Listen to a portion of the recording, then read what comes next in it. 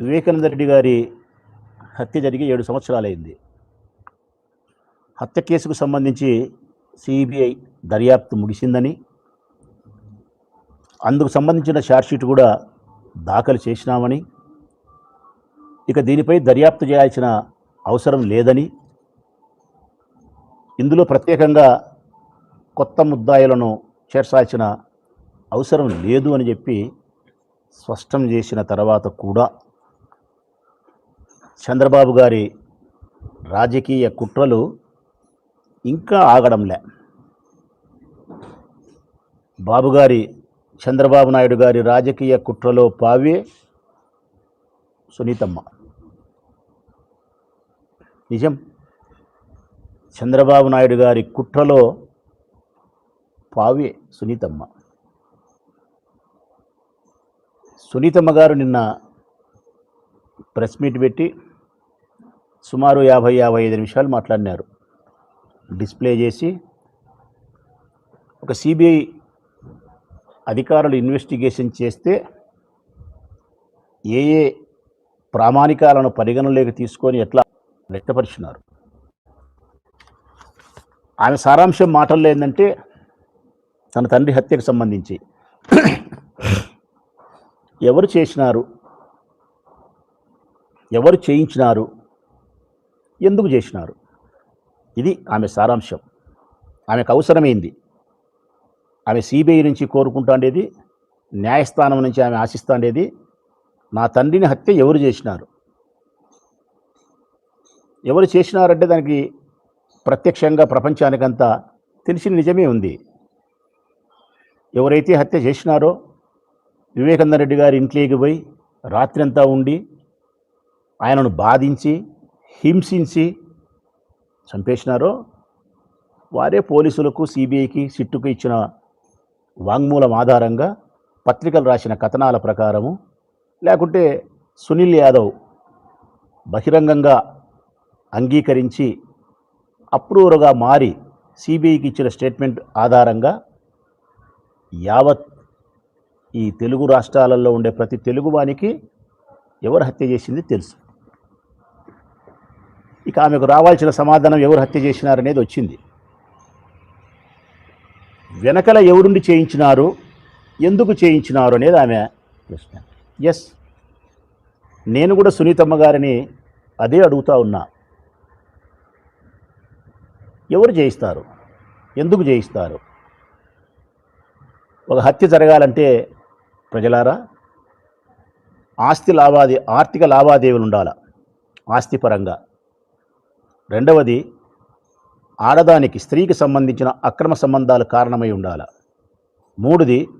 మూడవది అధికారం ఉండాలి, అధికారం కోసం. నాలుగవది అవమానం ఉండాలి. ఈ 4 కారణాల చేతనే ఒక మనిషి విచక్షణ జ్ఞానాన్ని, మానవత్వాన్ని కోల్పోయి స్వలాభం కోసం, మానసిక సంతృప్తి కోసం హత్య చేస్తాడు. ఇది అనాగరికులు ప్రవర్తించే తీరు. ఒక్కసారి ప్రజలను ఆలోచించమని కోరుతా ఉన్నా నేను. ఈ 4ట్లో ఏ ఒక్క కారణమైనా జగన్మోహన్ రెడ్డి గారికి, భారతమ్మ గారికి సంబంధించినదా అని అడుగుతా ఉన్నా నేను. హత్యకు మోటివ్, ఆస్తికి సంబంధించి లావాదేవీలు లేవు. జగన్మోహన్ రెడ్డి గారి పినతండ్రికి తనకు సంబంధించిన ఆర్థిక లావాదేవీలు, ఆస్తి పంపకాలే లేవు. ఇక రెండవది అక్రమ సంబంధాలు, స్త్రీకి సంబంధించిన అక్రమ సంబంధాల పాయింటే ఇక్కడ జగన్ దగ్గర ప్రస్తావించాల్సిన అవసరం లేదు. ఇక మూడవది అవమానం. జగన్మోహన్ రెడ్డి గారి పినతండ్రి గారికి చేసిన అవమానం ఏమీ లేదు, అవమానం చేయాల్సిన అవసరమూ లేదు. తన తండ్రి తర్వాత తన తండ్రితో సమానంగా భావించినాడు. అంతటి స్థాయిని, అంతటి గౌరవాన్ని, అంతటి అధికారాన్ని ఆయనకి ఇచ్చినాడు. అది మా అందరికీ తెలుసు, సమాజానికి తెలుసు. ఇక నాలుగవది ముఖ్యమైనది, మనం రాజకీయ కుటుంబాలలో ఉండాం కాబట్టి అధికారం, పవర్. వివేకానంద రెడ్డి గారు జగన్మోహన్ రెడ్డి గారికి అధికారం ఇచ్చే స్థితిలో లేరు. జగన్మోహన్ రెడ్డి గారే సొంత పార్టీ పెట్టుకున్నారు, విపరీతమైనటువంటి ప్రజాదరణ కలిగి ఉన్నాడు. వివేకానంద రెడ్డి గారికైనా, మాలాంటి వారికైనా అధికారాన్ని, ఒక హోదాను, స్థాయిని ఇవ్వగలిగిన స్థితిలో ఆయన ఉన్నాడు. మరి అధికారం కోసం పినతండ్రిని చేయాల్సిన అవసరము లేదు, ఆస్తి కోసము సంబంధమే లేదు, అక్రమ సంబంధం స్త్రీ అనేది ఇక్కడ ఉత్పన్నమే కాదు, అవమానం అనేది లేదు. మరి దేనికి చేస్తాడమ్మా?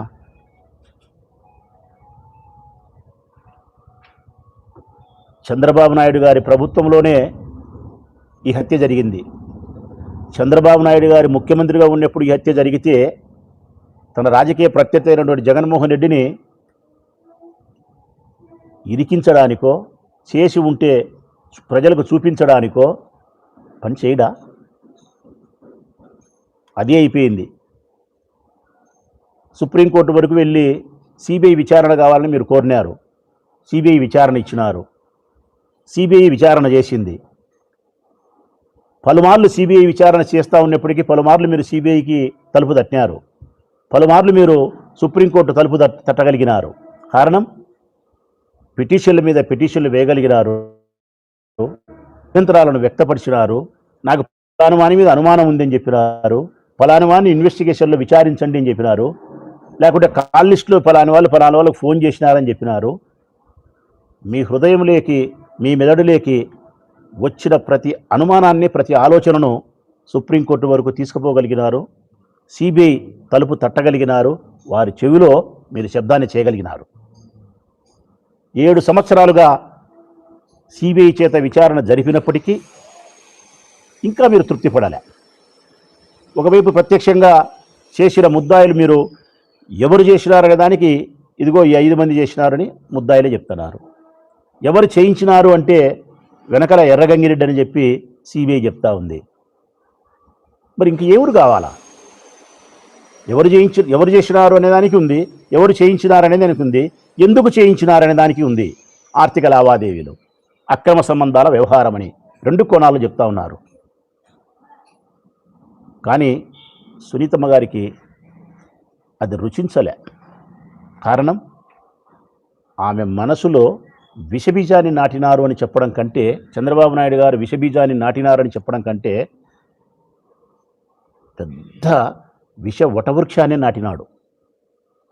ఆ విష వటవృక్షము విషవాయువులను చెమ్ముతా ఉంటుంది. ఆ విషవాయువుల వలన, ఆ విష బీజం కాకుండా వటవృక్షం వలనే సునీతమ్మ మనసు పాడయింది. దానికి తోడు పచ్చ మీడియా విపరీతంగా విషప్రచారం చేయగలిగి ఆమెకు అనేక రకాల అపోహలు కలిగించినారు. ఆ అపోహే అవినాష్ రెడ్డి, ఆ అపోహలో భాగమే వారి తండ్రి భాస్కర్ రెడ్డి. పోనీ అంతటితో ఆగిందా? ఆగలే. భాస్కర్ రెడ్డిని జైలుకు పంపించేంత వరకు, అవినాష్ రెడ్డి గారిని ముద్దాయం చేసేంత వరకు సునీతమ్మ ప్రయత్నం కొనసాగించింది.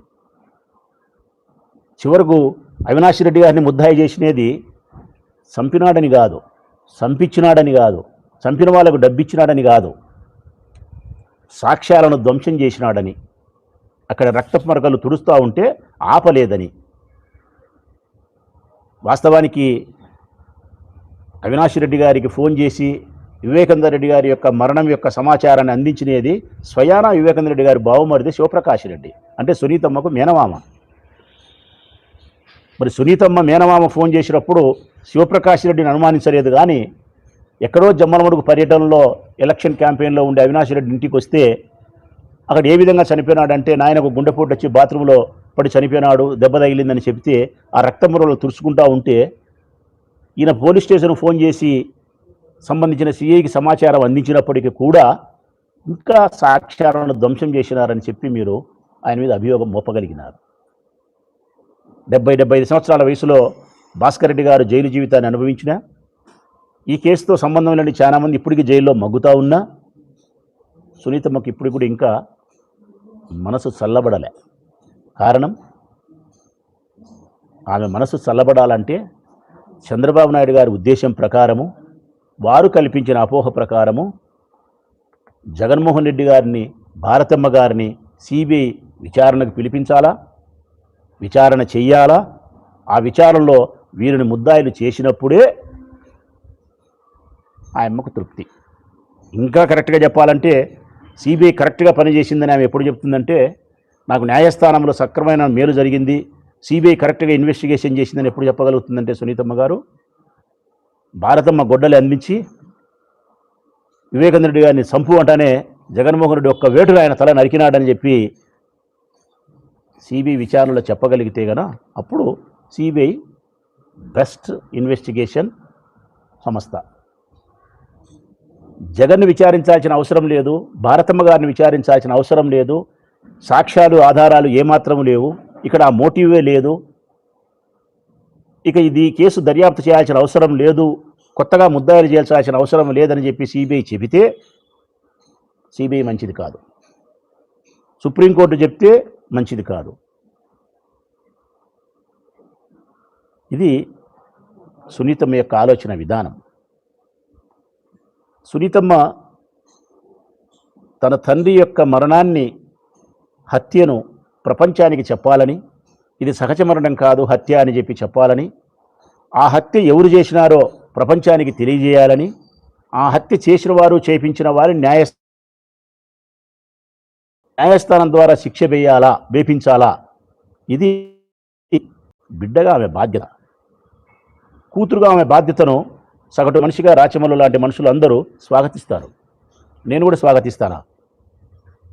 కానీ దురదృష్టం ఇక్కడ ఏంటంటే చంద్రబాబు నాయుడు గారి పుణ్యమా అని, పచ్చ మీడియా పుణ్యమా అని సునీతమ్మ గారి ఆలోచనలు బిడ్డగా తన బాధ్యతను నిర్వర్తించే స్థాయిని, పరిధిని దాటి నేరం చెయ్యని వారిని, నిరపరాధులను కూడా జైళ్లల్లో మగ్గబెట్టే స్థాయికి కక్ష సాధింపుగా, అక్కసగా,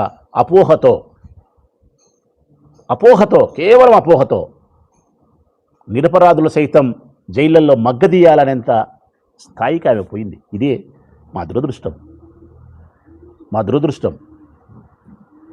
ఎన్నో విషయాలను జగన్మోహన్ రెడ్డి గారి కుటుంబం ఈ హత్యకు సంబంధించిన ఎన్నో విషయాలు వాళ్ళు చెప్పడానికి అవకాశం ఉన్నా కానీ చెప్పలేకపోవడానికి, మీడియా ముందుకు రాలేకపోవడానికి కారణం తన పినతండ్రి యొక్క మర్యాదకు భంగం కలిగించకూడదని, తన పినతండ్రి తన కుటుంబానికి సంబంధించిన పరువును బజార్లోకి ఈడ్చుకోకూడదని, ఎన్నో విషయాలు చెప్పాల్సి వస్తే వారి కుటుంబం యొక్క పరువు పోతుంది పినతండ్రికి సంబంధించి అని చెప్పి వాళ్ళు మౌనంగా ఉండడమే వారు చేసిన తప్ప అనిపిస్తుంటుంది నాకైతే.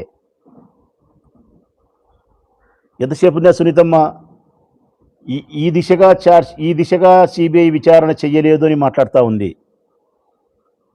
అర్జున్ రెడ్డి అంటది, భరత్ యాదవ్ అంటది, సునీల్ యాదవ్ అంటది, ఇంకోటి. మరి ఎందుకు మరొక దిశగా కూడా ఆలోచన చేయకూడదు ప్రజలారా?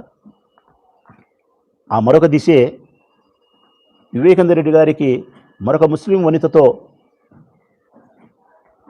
సహజీవనము, సంబంధం కలిగి ఉండడం, వారిరువురి సంబంధం ఫలితంగా కుమారుడు జన్మించడం, ఆయన ఎంతో సన్నిహితంగా ఆ ముస్లిం వనితతో, ఆ కుమారునితో ఉండడం, అది తెలిసిన కుటుంబ సభ్యులకు బాధ, కోపం కలగడం మీకే కాదు ఎవరికైనా కలుగుతుంది. తన తండ్రి ఈ వయసులో పరాయి స్త్రీతో సంబంధాన్ని కలిగి సంతానాన్ని కలగలిగితే, వారితో దగ్గరగా ఉంటే, ఆస్తిని వాళ్ళకు రాపించే ప్రయత్నమో, ప్రేమను పంచే ప్రయత్నం చేస్తే ఏ కుటుంబ సభ్యులకైనా కోపం వస్తుంది, బాధ కలుగుతుంది. అందులో భాగంగా ఆ ముస్లిం వనితతోనూ మీకు అనేక రకాల విభేదాలు పొడజూపినాయని, చాటింగ్ల ద్వారా మాట్లాడుకున్నారని, మరి ఎందుకు ఈ దిశగా సిబిఐ విచారణ చేయలే? ఈ దిశగా సిబిఐ విచారణ చేసినప్పుడు ఎన్నో విషయాలు వెలుగులోకి వచ్చేదానికి, మీరు కూడా ముద్దాయలేదానికి ఆస్కారం ఉందనే ప్రశ్న ఇక్కడ ఉత్పన్నమవుతుంది. మీ భర్త మీరు మరి ఆ దిశగా మేమెవరూ ప్రశ్నించలేదు కదా. కారణం కుటుంబ గౌరవాన్ని, మర్యాదను బజారుకి ఈడ్చుకోవడం అనేది ఇష్టం లేదు. కుటుంబ సభ్యుల మధ్య, అంటే వివేకానంద రెడ్డి గారికి వారి కుటుంబ సభ్యులకు ఈ కారణం చేత మాటలు కూడా లేని పరిస్థితి ఉందని, వివేకానంద రెడ్డి గారి యొక్క చెక్ పవర్ను కూడా, ఆర్థిక లావాదేవీల యొక్క అధికారాన్ని పూర్తిగా వాళ్ళు రద్దు చేసినారనేది కూడా ఒక వార్త ఉంది. మరి ఇవన్నీ కారణాల చేత ఎందుకు ఆ దిశగా సిబిఐ విచారణ లోతుగా జరపలేదనేది కూడా ఆ ప్రశ్న.